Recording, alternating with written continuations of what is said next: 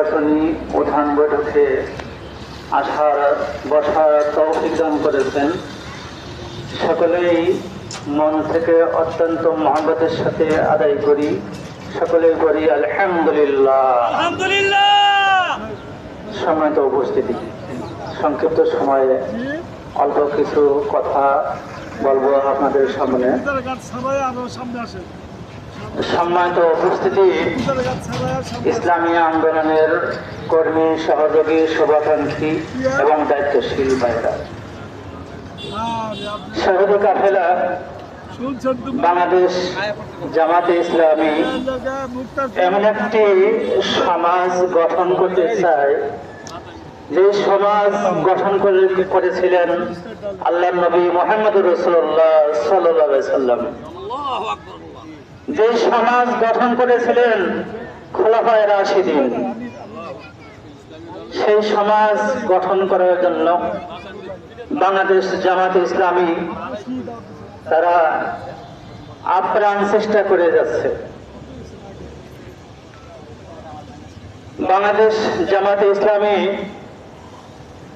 যদি ক্ষমতার মাসনদে আসে তাহলে তারা চারটি কাজ তারা এই সমাজে, রাষ্ট্রে বাস্তবায়ন করবে।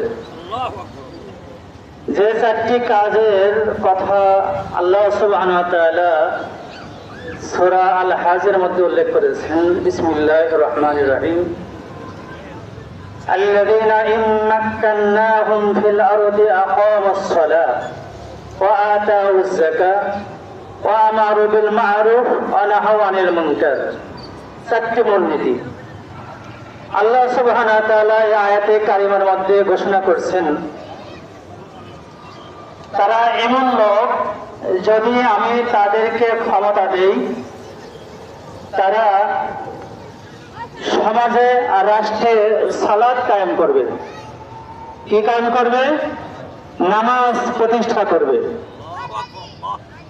আজকে আমাদের সমাজে কি নামাজ প্রতিষ্ঠা আছে, কায়েম আছে? মোটেই না।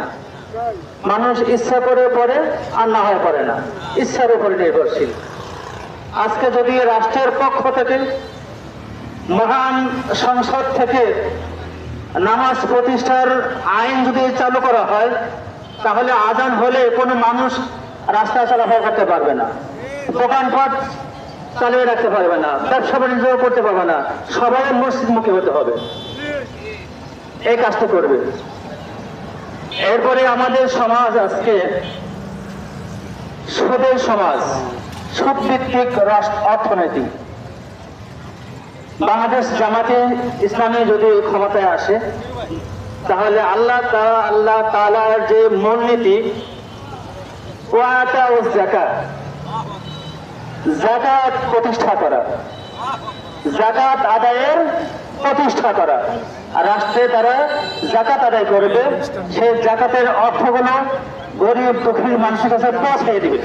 আজকে আমাদের দেশে যাকাত মানুষ দেয়, নিজেরাই দেয়। হয়তো একটা লুঙ্গি বা একটা কাপড় বা কিছু চাল ডাল দিয়ে যাকাত আদায় করে দেয়। এই যাকাত আনতে গিয়ে অনেক মানুষ মারা যায়, অথচ এই যাকাত গুলো পৌঁছে দেওয়ার দায়িত্ব ছিল সরকারের। এরপরে ওয়া আমারু বিল মা'রুফ, যে ভালো কাজ আছে সে ভালো কাজের অর্ডার আসবে সংসদ থেকে। অর্ডার আসবে কোন থেকে? সংসদ থেকে। আজকে আমাদের সংসদ থেকে ভালো কাজের অর্ডার আসে না, আসে মন্দ কাজের, ওয়া নাহাউ আনিল মুনকার, আর অসৎ কাজের নিষেধ। নামাজ ভিত্তিক সমাজ গঠন, যাকাত ভিত্তিক অর্থনৈতিক গঠন, ভালো কাজের আদেশ, অসৎ কাজের নিষেধ।